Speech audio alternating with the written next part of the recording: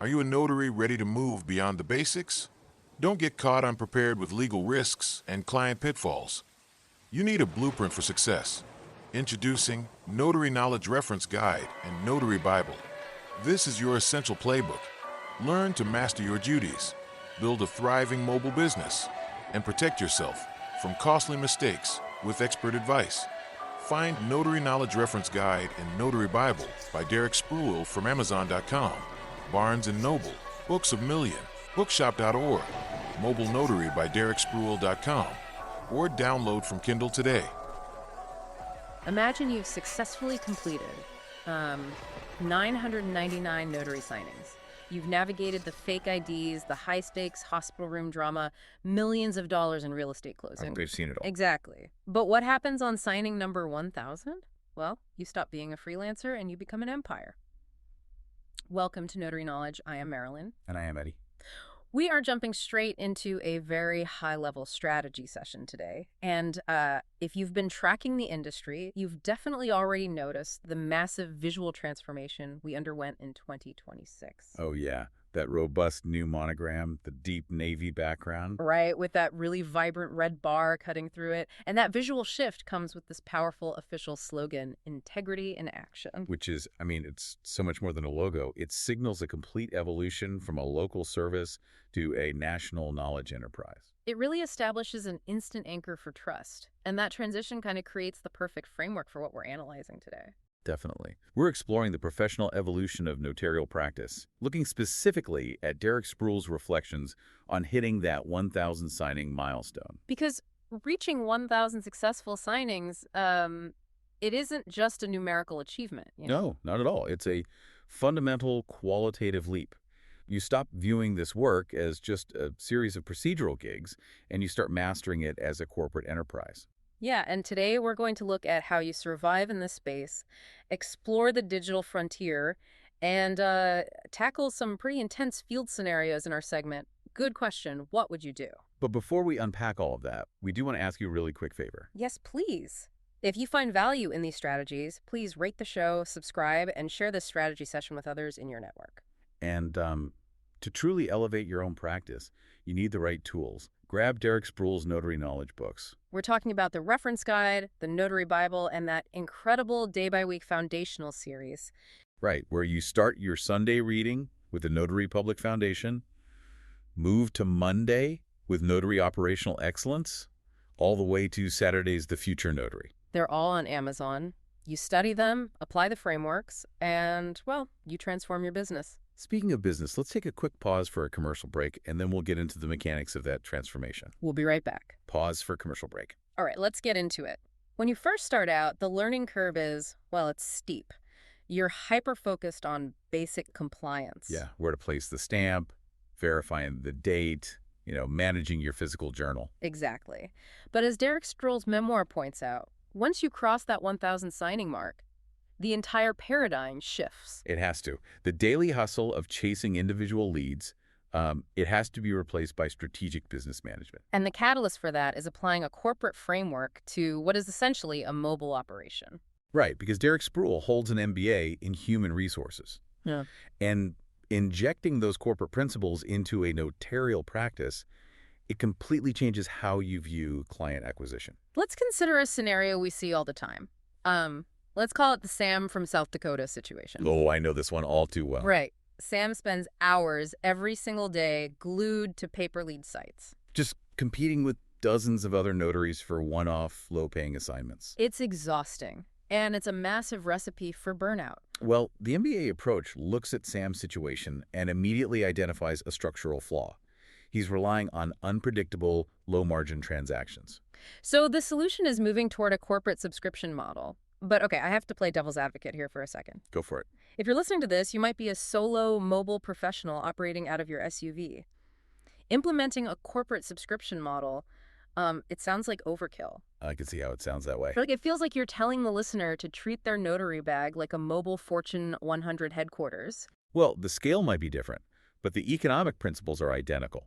Relying purely on individual real estate closings, it's like a farmer planting only one highly sensitive crop. Oh, right. The moment the interest rate weather changes, your entire harvest dies. Exactly.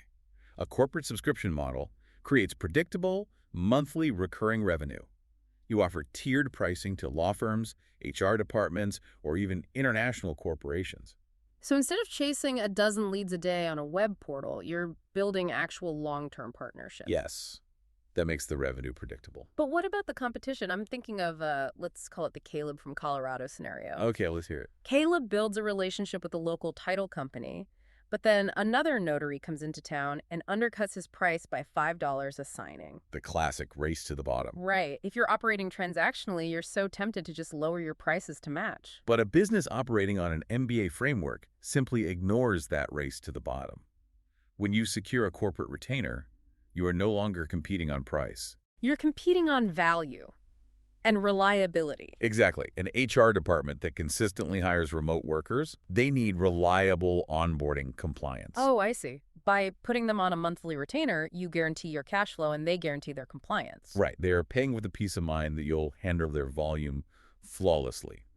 They aren't looking for the cheapest stamp in town. Which connects beautifully to a recent Money-Making Monday segment we did, where we talked about how automated subscription billing removes the headache of individual invoicing. Yes.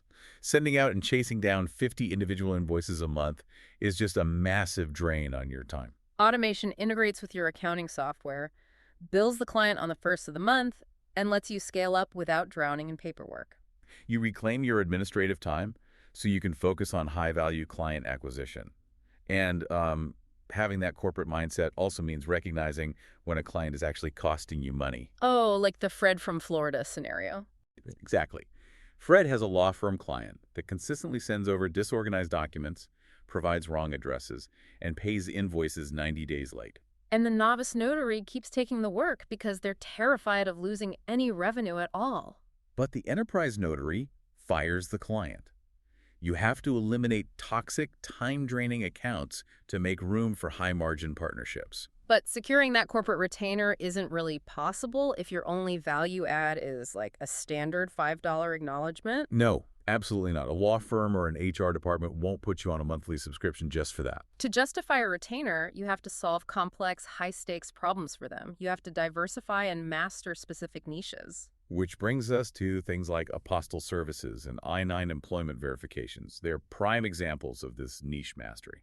Let's break down the mechanics of an apostille for a second, because I think it illustrates the immense value a skilled notary brings to international commerce. It really does. So, if a corporation in Texas is opening an office in Spain, the Spanish government needs to know the corporate documents are legitimate. But the problem is, a bank in Madrid has absolutely no idea what a Texas notary seal means, or if it's even valid. Right. It's an international trust deficit. Exactly. So the notary solves the first step by authenticating the executive signature. Then you facilitate the document's journey to the Secretary of State, Who then attaches the apostille, which is a specific international certificate created by the Hague Convention. and that apostille verifies your notarial signature and commission. It creates this unbroken, legally binding chain of authentication across international borders. You're not just stamping a piece of paper, you are navigating international law so your client doesn't have to. And that level of logistical problem solving is exactly what commands premium fees. The same logic applies to I-9 employment verifications. When a corporation hires a remote employee across the country, federal law still requires a physical inspection of their identity documents. Because HR departments obviously can't fly an executive out to physically inspect a passport every time they hire someone. Right. They rely on the notary to act as their authorized representative, managing that federal compliance securely. But that global reach brings up an entirely new challenge. How do you serve a corporate client who needs documents finalized when their executives are scattered across different time zones? Well, we discussed this extensively in our exploration of global RN remote online notarization. Yeah, the traditional 9-to-5 physical storefront is totally obsolete now. The decentralized office means your secure digital signing room is open 24/7. You might have expats living abroad who need to close on a property back home, or international corporations finalizing mergers at, 3 in the morning local time. And the digital landscape is shifting so rapidly. The technology driving it is advancing right into biometric notarization. It's incredible. The traditional ink thumbprint in the physical journal is being replaced by highly sophisticated biological authentication. We're seeing platforms integrate live fingerprint scanning, facial recognition software, and even iris recognition. Yeah, and when a camera scans an iris, it isn't just taking a picture. The software converts the unique biological pattern of that human eye into a cryptographic hash. Which is like a highly complex string of numbers, right? Exactly. And that hash is permanently locked into the digital audit trail of the notarized document. Wait, I'm piecing this together. If the software is taking an iris scan, matching it instantly to a government database, it's definitively authenticating the biological identity. Right. It guarantees the person in front of the lens is exactly who they claim to be. But the software is only evaluating the data. It can't read the room. When an iris scan is authenticating a signer, what happens to the notary's traditional role? Does the technology replace the human public trust? See, that is the critical vulnerability in a purely automated system. And it's the exact reason the human notary can never be replaced. Because a machine has no way to verify intent. Exactly. An iris scan cannot evaluate if someone just off camera is holding a weapon or threatening the signer. Right. Facial recognition can't determine if an elderly signer is, like, heavily medicated and completely misunderstands the financial power of attorney they're signing. The technology verifies the data, but the human notary verifies the intent. You remain the ultimate, indispensable shield against coercion and fraud. The tools change, but the core duty of impartial human vigilance remains exactly the same. Let's take another quick break, and when we come back, we'll put that human vigilance to the test. Pause for commercial break. Welcome back. It's time to bridge the gap between textbook theory and the messy reality of human behavior. It is time for Good Question, What Would You Do? I love this segment. And these scenarios draw directly from the field experiences detailed in those 1,000 signing reflections. Let's start with a subtle ethical test, the Greta from Georgia scenario. Oh, this one is tricky for beginners. You arrive at a signing, and the client slips you a $50 bill, calling it a quote-unquote gift to skip a few steps in the ID verification process because they're in a huge rush. It seems small, but accepting that money destroys your impartiality entirely. It transforms a neutral public official into a paid accomplice. The ethical bedrock has to be absolute, because the pressure only gets more intense from there. Let's set the main scenario for you to ponder. We'll call this the Mark from Missouri situation. This is a heavy one. It is. You get a call for an urgent signing and arrive at a high-risk environment, a busy, chaotic hospital room. The signer is a patient in the bed. And as soon as you start conversing with the patient, it becomes really obvious that their cognitive capacity is highly questionable. Right. They're drifting in and out of consciousness. They're clearly heavily medicated. And to make matters worse, there are extremely anxious family members in the room. A son or daughter who desperately needs this power of attorney signed immediately. Medical staff are hovering, checking monitors, wanting to clear the room. The family is applying intense psychological pressure on you, practically begging you to just stamp the paper and get it over with. What would you do? The psychological dynamic in that room is just overwhelming. As humans, our natural inclination is to alleviate suffering. Your empathy kicks in immediately. You see a family in deep distress, a vulnerable person in a hospital bed, and you think, if I just sign this, I can relieve their immense stress. Plus, the environment is deeply intimidating. You're an outsider in a medical setting. Doctors are rushing around. The family is desperate. The path of least resistance is to use your stamp, pack your bag, and leave the room. But taking that path of least resistance leads directly to a violation of the law, and it invites a massive career-ending lawsuit. In that hospital room, your primary legal duty is to protect the signer's autonomy. You are the impartial witness, and you have to identify the red flags. And the most glaring red flag in the Mark from Missouri scenario is the lack of capacity. You have to understand the fundamental mechanics of the notarial acts you're being asked to perform. Let's break those mechanics down. If the document requires an acknowledgement, the signer is formally acknowledging that they signed it voluntarily, of their own free will, for the purposes stated within it. Right. And if it's a jurat, the signer is actively swearing or affirming that the contents of the document are truthful. But neither of those acts can be performed legally if the signer lacks the cognitive capacity to understand what is happening. Exactly. If a patient doesn't know what a power of attorney is because they're under the influence of heavy painkillers, they cannot voluntarily agree to grant someone else financial control. They certainly cannot swear to a document's truthfulness. You cannot verify intent if intent cannot be legally formed. In this situation, you have to stand your ground against the emotional pressure of the family. You must politely but firmly refuse the notarization. But refusing the notarization is only the first half of the solution. The second half involves the most important tool you have when you walk out of that hospital room. The notary journal. Exactly. Your journal is not a regulatory chore. No, in a high liability environment like a hospital signing, it's your primary defense against litigation. Think about the long-term timeline here. 6 months down the road, the family might find a less scrupulous notary to sign the document, or they might try to sue you for delaying their ability to manage the patient's finances. And if your actions in that hospital room are ever questioned in a courtroom, your memory of the event is totally useless. Opposing counsel will tear your memory apart. Your journal is the definitive chronological proof of your professionalism.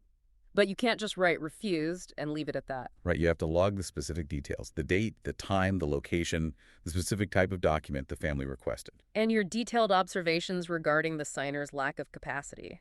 You document the heavy medication, the drifting consciousness, the coercive pressure from the family members. That secure logbook proves to a judge that you acted with rigorous ethical standards to protect a vulnerable citizen. It's taking the abstract concept of the public trust and applying it when it is most difficult to do so.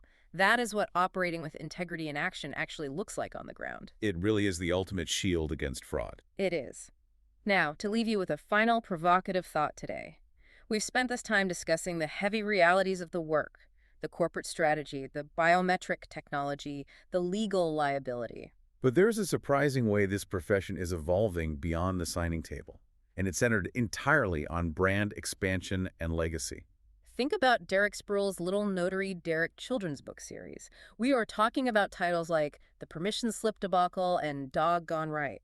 At first glance, a professional corporate enterprise creating children's activity books seems unexpected, but it's actually a brilliant mechanism for humanizing the business. It plants the seeds of integrity, personal responsibility, and trust for the next generation. It transforms the notary from a faceless procedural hurdle into a foundational, relatable pillar of the community. It's a phenomenal way to build a legacy. So the question to leave you with is, how are you humanizing your own business?